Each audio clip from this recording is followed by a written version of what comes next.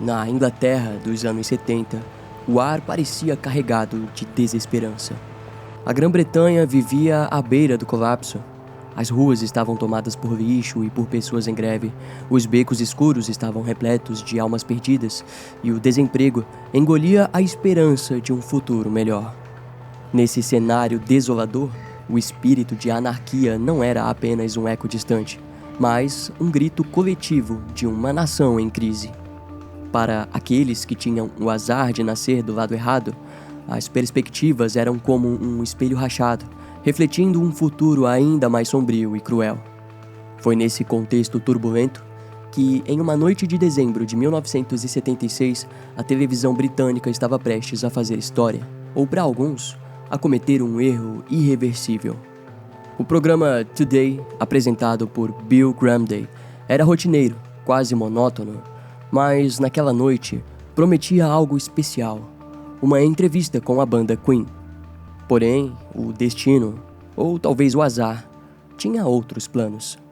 Quando os astros cancelaram de última hora, os produtores desesperados recorreram ao que estava ao alcance, uma banda emergente e provocadora, formada por jovens punks que já vinham recebendo atenção local.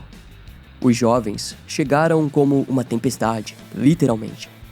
Acompanhados por um outro grupo de aliados, entre eles outra banda punk, os bastidores já ardiam em caos antes mesmo de as câmeras começarem a gravar. E enquanto aguardavam o início do programa, os produtores ofereceram álcool aos jovens, o que acabou funcionando como gasolina para o temperamento explosivo daqueles rapazes. Então, quando a transmissão começou, foi como abrir as portas do inferno ao vivo. O comportamento dos jovens punks não era apenas rebelde, era a expressão inquieta de uma juventude descontente daquela época. Em poucos minutos, palavras ofensivas ecoaram através das telas, algo completamente inédito na TV britânica. Em questão de horas, os jornais ficaram em alvoroço, se fazendo a mesma pergunta: quem são esses punks? E a resposta era clara. Eles eram os Sex Pistols. Aquele momento foi um divisor de águas. O sucesso e a repercussão da banda os levariam ao estrelato, mas também pavimentaria o caminho para a decadência, principalmente por causa de um futuro integrante que mudaria para sempre a já perturbada história dos Sex Pistols. Permita-me apresentar, eu sou Brian Emmendorfer e seja bem-vindo a mais um episódio aqui no Colecionador de Ossos. Hoje vamos conhecer não apenas a trajetória da banda Sex Pistols, mas sobretudo o caso trágico e envolvente da vida e morte de seu integrante mais notório e icônico, Sid Vicious, bem como os detalhes do caso de assassinato no qual ele esteve envolvido. Alguns anos antes de marcarem as manchetes, os Sex Pistols surgiram na conturbada Londres de 1972. Lá, os adolescentes Steve Jones nos vocais, Paul Cook na bateria e Wally Nightingale na guitarra formaram a banda The Strand, também conhecida como Swankers. Como o punk ainda estava nascendo como movimento, os jovens geralmente buscavam lugares onde pudessem se encontrar. Assim, os primeiros pontos de encontro eram as lojas de roupas de rock na região de Chelsea. A principal entre essas lojas era a Too Young to Die, de propriedade de Malcolm McLaren, que acabaria se tornando o centro da cena punk rock em Londres. Muito disso se deve ao seu assistente, conhecido como Jordan, que se destacava por trazer o estilo selvagem às roupas. Aliás, há quem acredite a ele o mérito de, praticamente sozinho, pavimentar o visual punk inicial da década de 70. Em meados de 1974, Paul Cook conversou com o dono da loja, Malcolm McLaren, e pediu que ele assumisse a gestão da banda. Naquela época, Malcolm já vinha se envolvendo com trabalhos no mundo da música e aceitou a proposta. Com isso, um jovem empregado da loja, chamado Glenn Matlock, pediu para se juntar à banda como baixista. No mesmo período, a loja mudou seu nome para Sex e começou a focar sua moda na costura retrô da década de 50. Malcolm também promovia outra banda, os New York Dolls, de Nova York. a experiência com a banda em solo americano o deixou animado com o universo da música. Tanto que em maio de 1975, ele retornou de uma viagem a Nova York, demonstrando profundo interesse nos The Strand, que, àquela altura, já fazia pequenas apresentações em Londres. O seu primeiro ato como gestor foi promover a demissão do guitarrista Wally Nightingale. Steve Jones, que até então era vocalista, assumiu a guitarra e deu início a uma busca incansável por um novo vocalista. Para isso, a banda e seus empregados, por assim dizer, começaram a recrutar pessoas nas ruas e dentro da comunidade punk. Eles procuraram jovens que tivessem o hábito de cantar ou que se considerassem bons cantores, mas acima de tudo que carregassem o estilo punk. No entanto, muitos jovens de boa aparência recusaram a oferta. Para piorar, a maioria deles tinha cabelos longos, algo que contrastava totalmente com o visual de cabelo curto que o movimento punk buscava. Porém, isso mudou quando, em agosto de 1975, eles encontraram um jovem de 19 anos vestindo uma camiseta com a frase "Eu odeio Pink Floyd". Seu nome era John Lydon, um garoto visualmente problemático e com dentes horríveis, mas que aceitou a oferta e na primeira sessão de ensaio compareceu com o cabelo pintado de verde. Sua escolha para cantar foi a música I Am 18, de Alice Cooper. O resultado agradou a todos e John foi oficialmente integrado à banda. Em contrapartida, um segundo guitarrista freelancer, o jornalista Nick Kent, que ocasionalmente tocava com eles, acabou se afastando do projeto.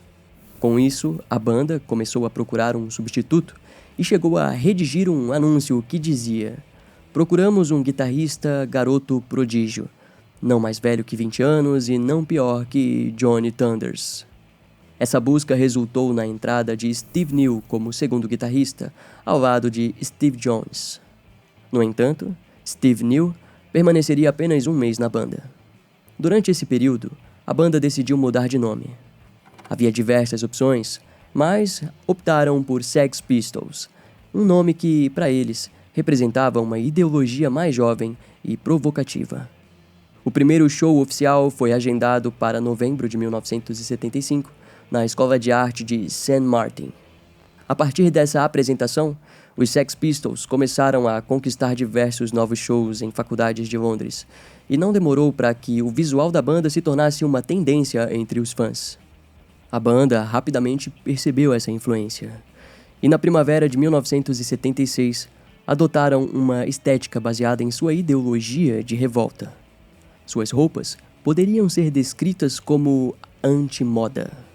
Jaquetas de couro preto se tornaram peças centrais, frequentemente personalizadas com taxas, alfinetes, correntes e pintura manual. Paralelamente, a loja de Malcolm McLaren explodiu em vendas de camisetas personalizadas, todas com mensagens provocativas, imagens chocantes e palavras escritas à mão ou em stencil. Os punks se destacavam visualmente com suas calças rasgadas, coturnos pesados e correntes ao redor do pescoço. Os Sex Pistols rapidamente se tornaram o veículo perfeito para transmitir essas ideias, incluindo as ideologias de anarquia. Isso ficou ainda mais evidente em fevereiro de 1976, quando, após um show, a banda recebeu sua primeira crítica profissional. Embora a crítica mencionasse que a música dos Sex Pistols não era o ponto forte, destacava que o caos que eles provocavam era a verdadeira atração. Nos meses seguintes, os Sex Pistols se apresentaram em vários locais importantes, como o icônico pub 100 Club, em Londres. A partir daquele momento, tanto o público quanto os fãs começaram a enxergar o punk rock como o futuro necessário para Londres. Paralelamente, os Sex Pistols começaram a se envolver em suas primeiras brigas, que passariam a ser uma constante em quase todos os shows. Curiosamente, na mesma época, os Ramones também estavam se consolidando como uma forte imagem do punk rock. No entanto, os Sex Pistols os rejeitaram, principalmente por não gostarem da estética que eles representavam. Afinal, eram cabeludos, algo que contrastava com o visual dos punks britânicos. Em meados de abril, os Sex Pistols realizaram diversos shows em pequenas cidades e vilas ao norte da Inglaterra, além de iniciarem a gravação de algumas demos. Em maio, fizeram uma apresentação em Manchester, que foi repetida em junho no famoso salão Leicester Free Trade Hall. Foi então que Manchester passou a conhecer e abraçar o punk rock, desencadeando o nascimento do movimento na região. Em julho, duas bandas de punk rock de Londres, The Clash e The Damned, fizeram suas estreias como bandas de abertura para os Sex Pistols.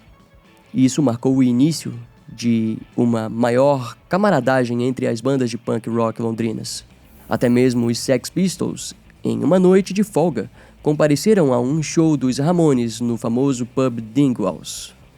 Nos meses seguintes, a banda lançou várias músicas com letras carregadas de radicalismo. Em setembro, os Sex Pistols iniciaram uma turnê pela Grã-Bretanha e no mês seguinte assinaram um contrato com a gravadora EMI, marcando o começo de várias gravações em estúdio. Eles contaram com a participação do produtor Chris Thomas, conhecido por seu trabalho na produção e mixagem do álbum The Dark Side of the Moon, do Pink Floyd. Durante esse período, a banda produziu seus primeiros singles, que traziam características marcantes do punk, como um disco com capa preta, desprovido de palavras ou detalhes. A mídia passou a cobrir intensamente os Sex Pistols, o que resultou em uma massiva onda de cancelamentos de shows pelas autoridades e organizadores que temiam abrigar a banda e seus fãs. Apesar disso, novos shows foram agendados e até janeiro de 1977, os Sex Pistols já tinham 3 concertos programados para a Holanda. Contudo, os problemas logo começaram a surgir, e na manhã do dia 4 de janeiro, todos os integrantes dos Sex Pistols chegaram de ressaca ao aeroporto de Heathrow, em Londres. Segundo relatos, no caminho para o voo, eles foram vistos vomitando, o que chamou ainda mais atenção. Obviamente, esses eventos foram explorados de maneira sensacionalista pela imprensa, gerando uma espécie de pressão política. Para muitos, a banda era vista como alimentadora de pânico moral. A gravadora EMI, pressionada por toda a controvérsia, acabou desistindo do contrato com a banda. Ao mesmo tempo, jornalistas e tabloides inundaram o público com novas histórias sensacionalistas sobre os Sex Pistols, perturbando sua fama de caos e polêmica. No mês seguinte, Malcolm McLaren, que até então cuidava da banda, anunciou que o baixista Glenn Matlock estava deixando os Sex Pistols. Segundo McLaren, Glenn foi desligado porque falava demais sobre Paul McCartney. Mais tarde seria revelado que, apesar de ser um bom músico e compositor, Glenn não tinha o perfil esperado de um membro dos Sex Pistols e, para piorar, realmente gostava dos Beatles, algo considerado incompatível com a essência punk da banda. Assim, começou uma busca por um novo baixista que personificasse o espírito dos Sex Pistols e do punk rock. E bem, eles encontrariam um jovem perfeito para assumir aquele lugar. Depois da saída de Glenn Matlock, ele foi substituído pelo amigo de John Lydon, o problemático, infantil, mas divertido e risonho Sid Vicious, de 19 anos. Desde o início, os outros membros da banda claramente achavam Sid louco, mas concordavam que seu visual era exatamente o que os Sex Pistols precisavam. Sid cresceu no sudeste de Londres e seu nome verdadeiro era John Simon Ritchie. Ele era apenas mais um jovem da época, vivendo em meio a um ambiente familiar desestruturado. Seu pai, trombonista de jazz e guarda do Palácio de Buckingham, rejeitou completamente o filho. Já sua mãe, Anne Beverly, tentou criá-lo sozinha e, em um momento de desespero, chegou a vender drogas para sustentar os dois. Mais tarde, Sid e sua mãe se mudaram para o leste de Londres, onde ele conheceria John Lydon. Naquele período, Anne se envolveu com o vício em drogas, o que levou Sid a buscar apoio educacional e emocional na Westminster Kingsway College. Lá, ele compartilhou com um conselheiro sobre a situação difícil que vivia em casa e chegou até a mencionar pensamentos suicidas. O conselheiro se sentiu incapaz de lidar com o caso, encaminhando a situação para outra pessoa, mas no fim parece que ninguém estava muito interessado em ajudar o jovem. Então, aos 16 anos, Sid foi expulso de casa e passou a viver principalmente nas ruas, contando com a ajuda de amigos. Por volta dos 17 anos, ele teve um incidente curioso envolvendo o hamster de John Lydon, chamado também de Sid. O hamster mordeu a mão de Sid, que reagiu dizendo: "Sid is really vicious", ou em português, Sid é realmente perverso. Foi a partir desse momento que John começou a chamá-lo de Sid Vicious. E embora John Lydon fosse seu melhor amigo, Sid também fazia parte de um grupo conhecido como o Quarteto John, que incluía outros 2 amigos chamados John. Os 4 frequentemente visitavam lojas de punk, especialmente as de Malcolm McLaren. Na época, John tinha sua banda, The Strand, mas ainda assim tocava nas ruas com Sid para conseguir algum dinheiro. Enquanto John tocava violino, Sid tocava violão. Eles costumavam fazer covers de Alice Cooper, e o público frequentemente lhes dava dinheiro, apenas para que parassem de tocar. Em 1976, Sid cofundou a banda Flowers of Romance, atuando como vocalista e saxofonista, junto com Keith Levine, guitarrista e cofundador do The Clash. Durante esse período, Sid aprendeu a tocar baixo ouvindo o primeiro álbum dos Ramones. No mesmo ano, Sid assistiu a um show dos Sex Pistols no pub 100 Club, onde se envolveu em uma briga com o ex-guitarrista da banda, Nick Kent. Supostamente, Nick estava bloqueando a visão de Sid, que decidiu atacá-lo com uma corrente de motocicleta que carregava consigo. O golpe causou um ferimento na cabeça de Nick, resultando em bastante sangue, mas ele resolveu não registrar nenhuma acusação. Mais tarde, Sid se envolveria em algo ainda mais grave durante um show da banda The Damned, também no 100 Club. Na ocasião, ele estava bêbado e sob efeito de anfetaminas quando lançou um copo no palco. Porém, o objeto acabou atingindo um pilar, que se quebrou e espalhou estilhaços que feriram o olho de uma garota, deixando ela cega. Sid foi preso, e após esse incidente, o pub 100 Club decidiu banir apresentações de bandas punk rock. E foi nesse contexto que Sid entrou para os Sex Pistols. Apesar de todos na banda conhecerem seu histórico problemático, sua personalidade excêntrica parecia, de certa forma, combinar com a essência caótica da banda. Pelo menos foi assim até que os primeiros ensaios começaram a se tornar um pesadelo. Rapidamente, os outros membros perceberam que Sid era questionável como músico. No entanto, naquele momento, os Sex Pistols já tinham deixado de ser sobre música.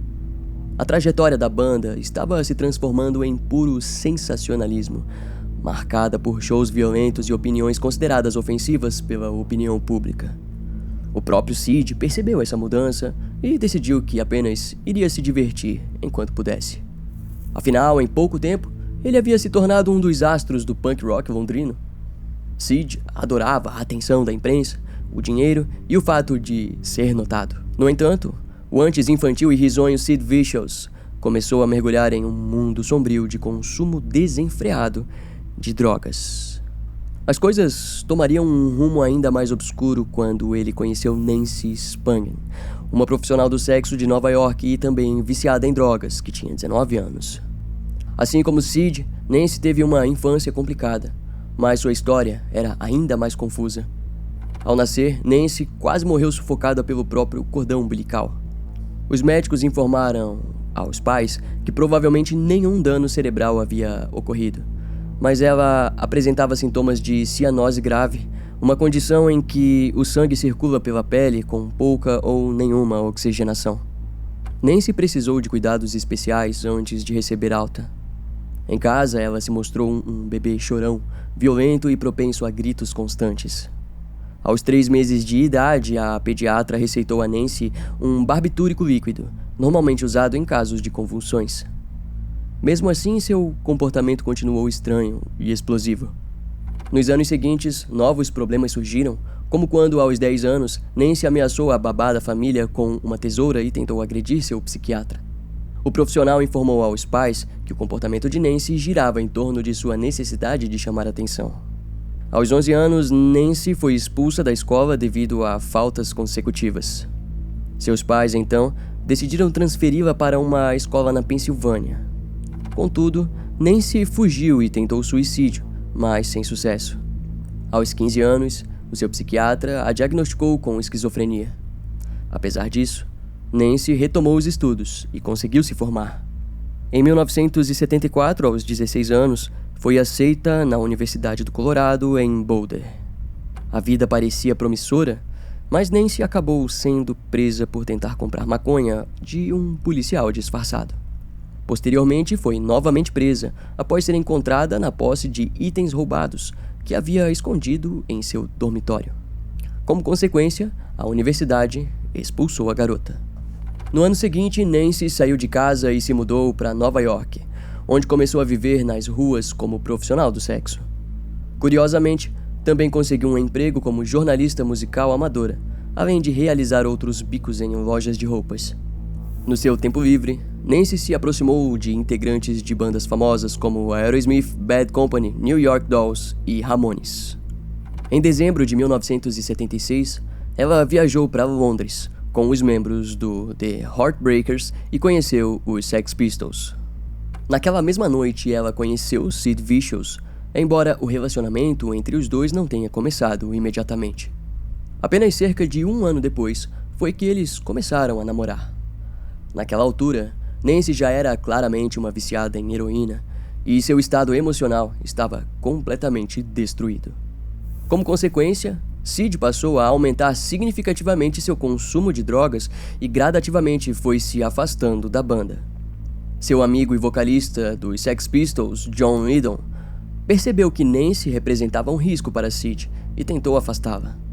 Mais tarde, John relataria que, em sua visão, Nancy parecia estar em uma missão suicida lenta e que queria levar Sid junto com ela. O declínio de Sid ficou explícito nos meses seguintes, quando os Sex Pistols assinaram um contrato com a A&M Records durante uma cerimônia de imprensa realizada do lado de fora do Palácio de Buckingham. Na ocasião, todos os membros da banda estavam embriagados. Contudo, Sid foi além. Ele quebrou um vaso sanitário, enquanto John Lydon iniciou uma discussão verbal com os membros da gravadora. Poucos dias depois, o grupo se envolveu em uma briga com outra banda em um pub. Durante o confronto, amigos de John ameaçaram um amigo do diretor da A&M Records. Como resultado, a gravadora decidiu romper o contrato promissor com os Sex Pistols. Além disso, cerca de 25 mil cópias do single God Save the Queen, que já haviam sido produzidas, foram destruídas. Posteriormente, a banda conseguiu um novo contrato, dessa vez com a Virgin Records, o que permitiu o lançamento do single. No entanto, durante a campanha de lançamento, trabalhadores da fábrica responsável pela produção do disco protestaram contra a letra da música e principalmente contra a arte da capa. A capa apresentava a imagem da Rainha Elizabeth II com o rosto obscurecido por letras recortadas que formavam o título da música e o nome da banda. Já a letra dizia frases provocativas, como "Ela não é um ser humano e não há futuro nos sonhos da Inglaterra". O single foi banido por rádios e redes de televisão como a BBC, além de também ser excluído da programação de diversas rádios independentes, tornando-se assim o disco mais censurado da história britânica. Paradoxalmente, isso acabou, na verdade, contribuindo para a fama dos Sex Pistols. Embora o impacto musical tenha sido prejudicado, o impacto social foi descrito como a glória suprema do punk. Aproveitando-se da controvérsia, o single foi estrategicamente programado para ser lançado durante as celebrações do Jubileu de Prata da Rainha Elizabeth. Em menos de 2 semanas, o disco vendeu mais de 150 mil cópias. Como parte da divulgação, os Sex Pistols fizeram uma apresentação em um barco que navegou pelo rio Tâmisa, passando por locais emblemáticos como o Pier de Westminster e as casas do parlamento. O evento foi claramente uma zombaria das celebrações reais. Em resposta, a Polícia Metropolitana de Londres encerrou o show à força, prendendo os membros da banda por um breve período. Enquanto isso, God Save the Queen alcançava o 2º lugar na parada oficial de discos do Reino Unido. Esse episódio resultou em um aumento significativo na base de fãs dos Sex Pistols, além de atrair um número crescente de jovens para o movimento punk.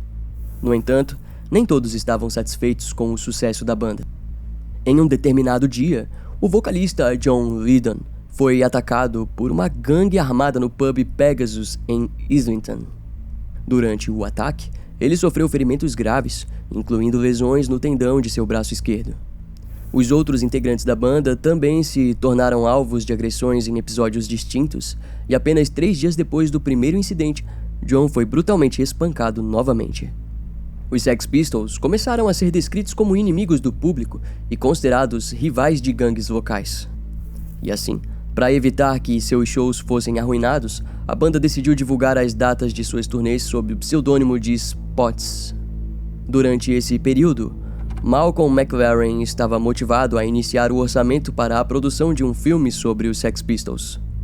Isso resultou na criação de alguns curta-metragens que incluíam imagens do incidente no rio Tâmisa, o que contribuiu ainda mais para a solidificação da imagem da banda e animou muitos fãs. Enquanto isso, Sid Vicious se tornava cada vez mais instável, e sua falta de habilidade musical começava a ser um problema evidente. John e os outros membros da banda faziam de tudo para evitar que ele participasse das gravações em estúdio. Isso deixava Sid frustrado, mas lhe dava mais tempo para passar com Nancy. Em novembro de 1977, Sid compareceu a uma sala de ensaio para uma atualização do repertório da banda. Contudo, 3 membros não apareceram, algo que já havia acontecido outras vezes naquela semana. Irritado, Sid demonstrava sua insatisfação. Os ensaios eram cruciais, porque Malcolm McLaren estava organizando uma turnê de 3 meses para a banda, e o tempo estava acabando. Além disso, o projeto do filme dos Sex Pistols havia sido engavetado por Malcolm, o que gerou desânimo entre os membros da banda. Para Sid, o fracasso do filme não foi algo ruim. Ele acreditava que a produção acabaria destruindo o espírito da banda. Em uma entrevista, ele declarou que, em sua visão, era o baixista da maior banda de rock de todos os tempos, em todo o universo. Quanto ao filme, ele considerava algo estúpido, porque achava que os Sex Pistols deveriam se concentrar apenas em fazer turnês e tocar sem parar. Contudo, essa não era a realidade da banda, e isso o frustrava profundamente. Algum tempo depois, houve um show que Sid considerou incrível. No entanto, o desânimo logo voltou a dominar a banda, especialmente devido à constante ausência dos membros nos ensaios. Por conta de tudo isso, em certo momento, Sid, que estava hospedado no Hotel Ambassador, em Bayswater, teve um surto e tentou pular do 3º andar. O incidente só não aconteceu porque Nancy conseguiu segurá-lo a tempo. Contudo, Sid não gostou de ser interrompido. E assim, agarrou Nancy pelos cabelos e bateu sua cabeça repetidamente contra a parede com força suficiente para fazê-la sangrar. Quando Nancy estava prestes a perder a consciência, Sid parou e começou a chorar. 2 horas depois, a recepcionista do hotel, que havia escutado as batidas durante a briga, decidiu entrar no quarto. Ao ver o sangue na parede, ela imediatamente chamou as autoridades. Nancy foi questionada e teve um de seus medicamentos prescritos confiscado. Porém, ela não fez nenhuma denúncia, e mais tarde, ambos foram liberados. No entanto, a imprensa sensacionalizou o ocorrido, gerando ainda mais polêmica do que os rumores já haviam criado. A situação foi o suficiente para que a banda decidisse que era hora de se livrar de Nancy, de uma vez por todas. Com o apoio dos organizadores, tentaram enviá-la de volta para Nova York, mas Nancy percebeu o plano e frustrou a tentativa. Sid, irritado com a situação, se afastou da banda e mergulhou em um consumo desenfreado de drogas junto com sua parceira. Mesmo assim, ele foi levado para a turnê, que já enfrentava dificuldades para começar devido a problemas com o visto do vocalista John Lydon, causado por seus antecedentes criminais. Como resultado, muitos shows no Nordeste dos Estados Unidos não puderam ser realizados. Então, logo no início da turnê, durante uma parada em Memphis, Sid foi preso por tentar comprar drogas. Após ser liberado, foi espancado por um grupo de seguranças da Warner Bros., a gravadora que investia na banda. Em um dos shows, antes de entrar no palco, Sid pegou uma navalha e escreveu "Gimme a Fix" em seu próprio peito. De acordo com ele, tentar acabar com a própria vida dessa forma não funcionava. Obviamente, os jornais da época retrataram o incidente da pior maneira possível.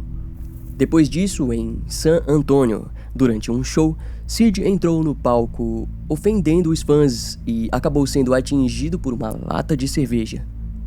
Em outro show, ele atacou um membro da plateia com seu baixo. Já em Dallas, durante um episódio de abstinência de heroína, ele cuspiu sangue em uma fã que havia subido no palco. Em resposta, ela lhe deu um soco no rosto. E ao sair do palco, Sid ainda se envolveu em uma briga com um fotógrafo e atacou um dos seguranças. Além disso, provocou uma confusão com um dos seus próprios guarda-costas. Eventualmente, Sid foi internado em um hospital para tratar os ferimentos da noite anterior. Para piorar, enquanto isso acontecia, o vocalista John Lydon estava consumindo drogas de forma descontrolada e também fora de si. Mais tarde, o guitarrista Steve Jones e o baterista Paul Cook relatariam que era impossível conviver com os dois.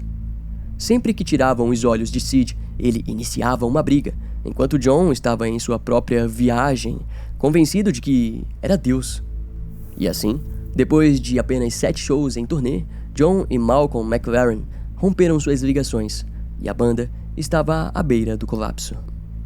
E apesar de que a turnê dos Sex Pistols era aguardada ansiosamente por várias cidades nos Estados Unidos, o rápido declínio da banda frustrou todas as expectativas.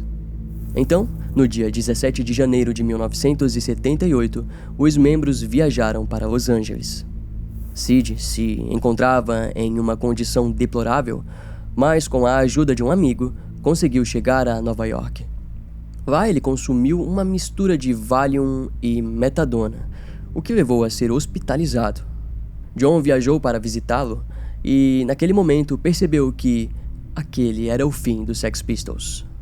E desse modo, no dia seguinte, em um último show realizado sem Sid Vicious, John anunciou oficialmente o fim da banda. Com a ajuda do chefe da gravadora Virgin Records, Richard Branson, ele conseguiu uma passagem de volta para Londres. Nos meses seguintes, Sid permaneceu em Nova York ao lado de Nancy Spungen, mergulhado em um comportamento autodestrutivo.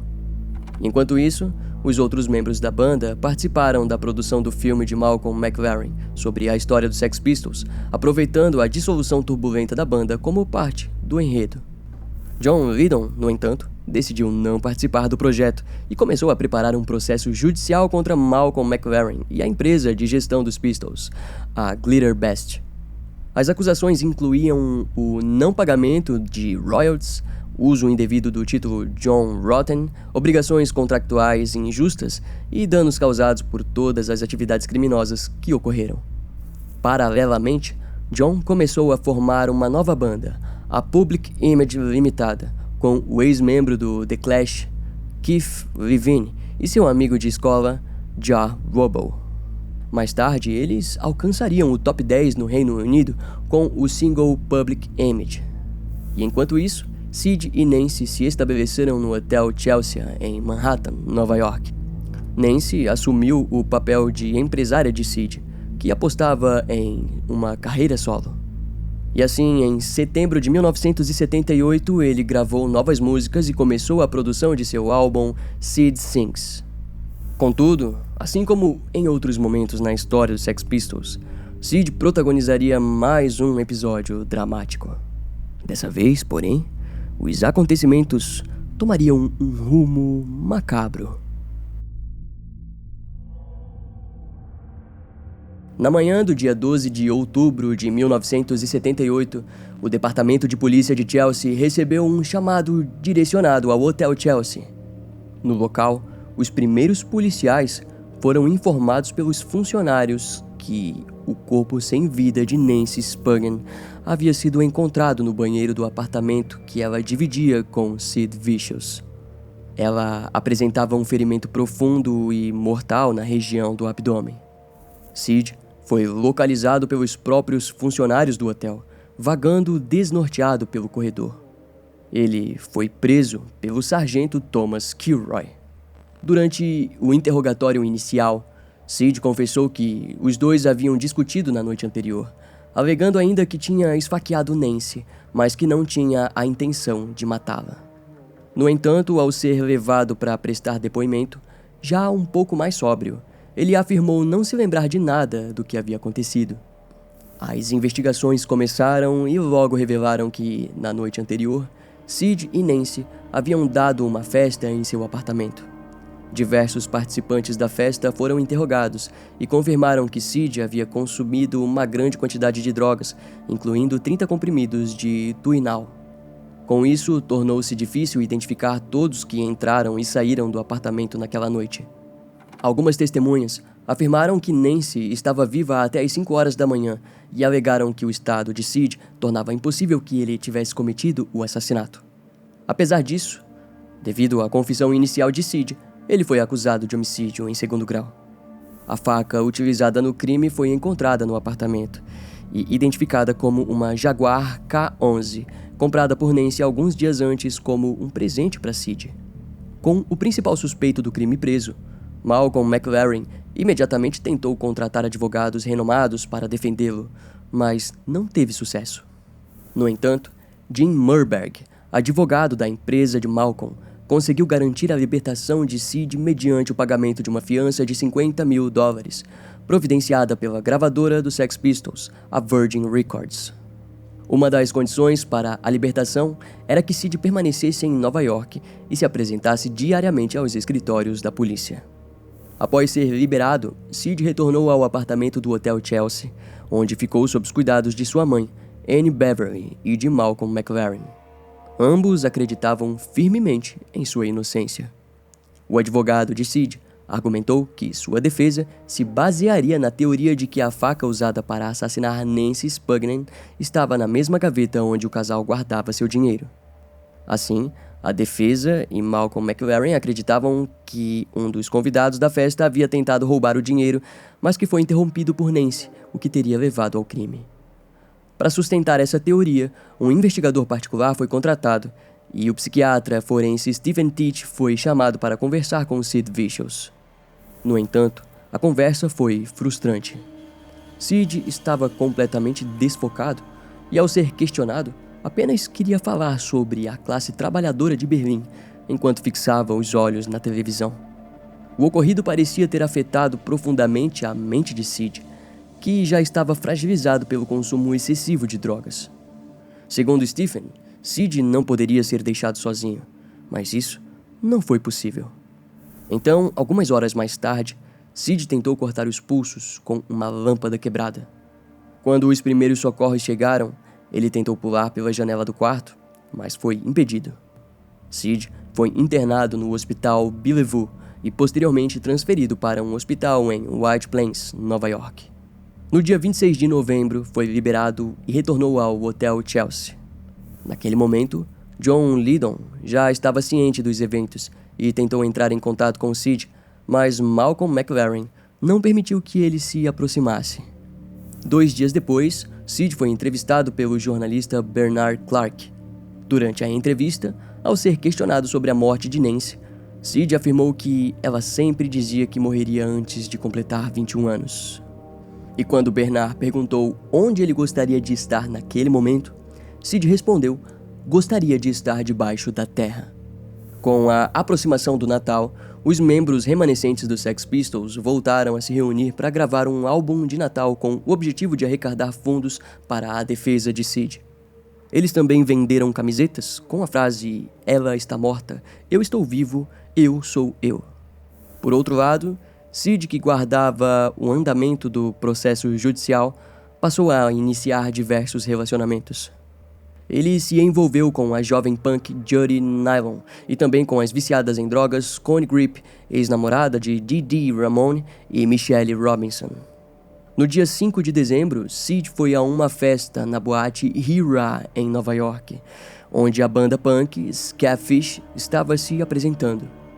Durante o evento, ele tentou flertar com Tara, técnica de bateria da banda. Contudo, ao ser rejeitado, Sid deu um beliscão na mulher. O namorado de Tara, Todd Smith, interveio e uma briga começou. Durante o confronto, Sid quebrou uma garrafa de cerveja e partiu para cima de Todd, que precisou levar 5 pontos no rosto devido aos ferimentos. As autoridades foram chamadas e Sid foi preso por agressão. Levado ao tribunal, o juiz determinou que Sid havia violado os termos de sua fiança. Ele foi novamente preso, mas antes de ser enviado de volta à detenção, foi encaminhado para um processo de desintoxicação. Mais de um mês depois, Sid compareceu ao tribunal e conseguiu ser libertado mediante o pagamento de uma nova fiança, dessa vez no valor de $10.000. As exigências para sua liberdade foram reduzidas. Ele precisava se apresentar apenas 3 vezes por semana em um escritório de polícia. No entanto, foi imposta uma condição adicional. Ele estava proibido de visitar casas noturnas e deveria continuar com um programa de desintoxicação na prisão de Rikers Island. Com as notícias do incidente, a defesa de Sid ficou animada. Acreditavam que o ocorrido poderia ajudar em seu julgamento futuro. Sua mãe, Anne Beverly, chegou a declarar aos repórteres que, agora, o público perceberia que seu filho era um bom menino. Porém, as ações de Sid levariam a um desfecho inesperado, surpreendendo a todos os envolvidos. Na manhã do dia 1º de fevereiro de 1979, Sid Vicious foi liberado de Rikers Island, onde havia completado um programa de desintoxicação. Em seguida, ele partiu em direção a Manhattan. Lá, acabou encontrando seu velho amigo, Peter Kodik. Os dois conversaram por um tempo e Sid pediu a Peter que conseguisse um pouco de heroína. Peter, então, adquiriu $200 em drogas e levou para o apartamento onde Sid estava hospedado junto com outras pessoas, incluindo sua mãe, Anne Beverly. Nas horas seguintes, algumas pessoas começaram a deixar o local, à medida em que o consumo de heroína aumentava. A dona do apartamento, Michelle Robinson, também estava presente, assim como integrantes de bandas como Misfits e The Heartbreakers. Após o jantar, por volta das 11 horas da noite, Jerry Only, do Misfits, percebeu Sid cochilando e tentou despertá-lo com alguns tapas.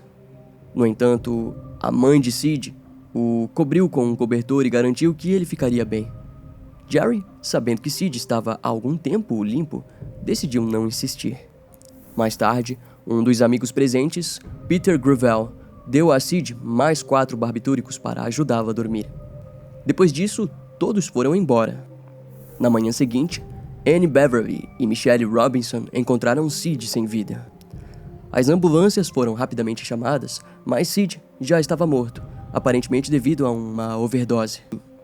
Sua mãe afirmou que a morte de Sid não poderia ser considerada um acidente.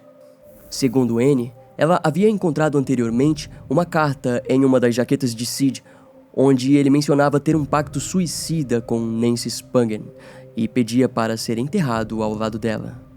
A irmã de Nancy, Deborah Spungen, confirmou essa história, dizendo que Sid havia enviado uma carta durante seu processo de desintoxicação, na qual ele afirmava ter prometido a Nancy que se mataria caso algo acontecesse com ela. Para Sid, isso era apenas um compromisso final entre os dois.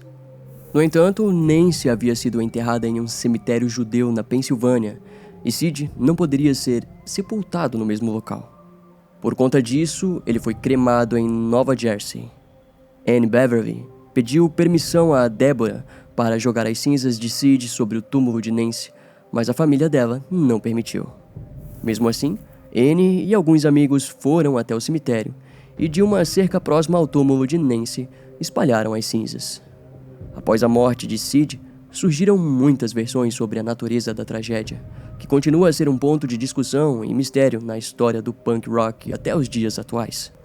Algumas pessoas relatam que a morte de Sid Vicious foi puramente acidental e argumentam que, por mais intenso que tenha sido o relacionamento entre Sid e Nancy, ele jamais tiraria a própria vida. O fato é que sua morte se tornou manchete por vários dias em jornais renomados, que também exploraram amplamente o relacionamento conturbado entre os dois. No ano seguinte, o álbum que Sid estava produzindo foi lançado. Notavelmente, a capa do disco trazia a imagem do momento em que o corpo de Sid foi retirado do apartamento onde ele morreu. O álbum foi muito bem recebido pelo público, que continuava a idolatrar Sid como um ícone do punk.